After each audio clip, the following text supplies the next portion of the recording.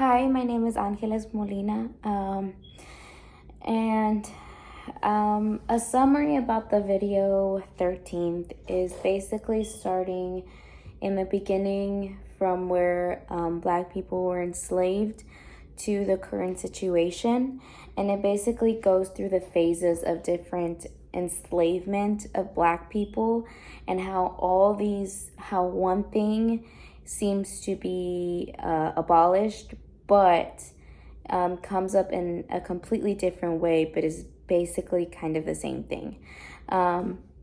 It starts off with slavery, and then slavery being abolished, then all these Black people start getting arrested, and then in jail it's mostly Black men in jail doing labor outside and work in these horrible conditions.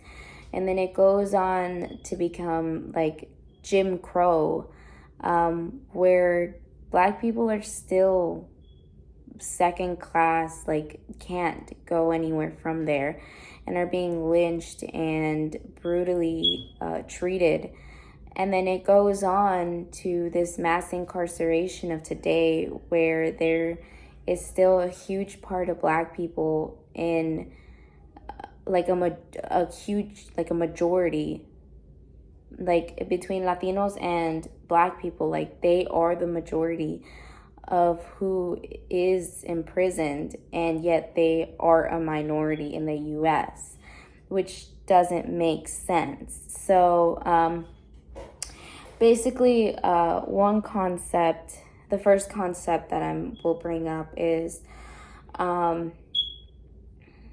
how Black men and Latinos make up a majority of, like a huge majority of the imprisonment, and how like I said, like it doesn't make sense. The math doesn't add up. Like, and if it does, if these are people who were just in the wrong place at the wrong time, who just didn't grow up with the resources to become somebody who could thrive, I mean, they don't need to be punished. What they need to do is be pushed into to become better people, to become educated. And these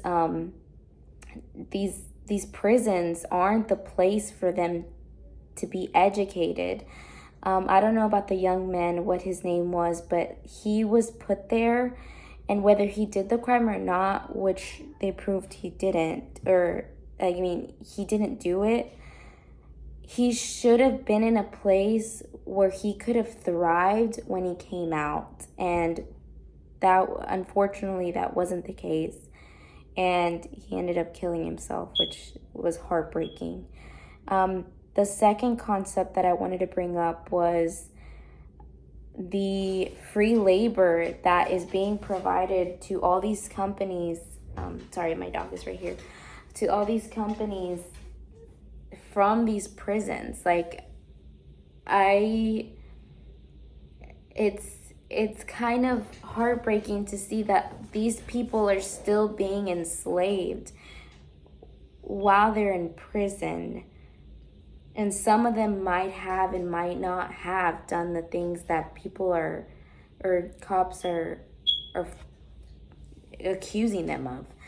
And the last part that I wanted to talk about was Alec. It was really, really, really insightful to hear that there is a group where our representatives, who are supposed to be helping the majority, are teaming up with corporations in order to help them instead of the majority of the people in the US.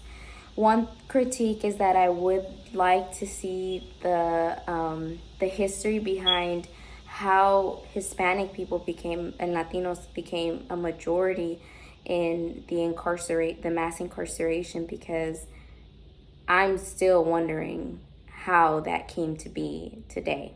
So I will do some research on that, but I really wanted to see that in the film.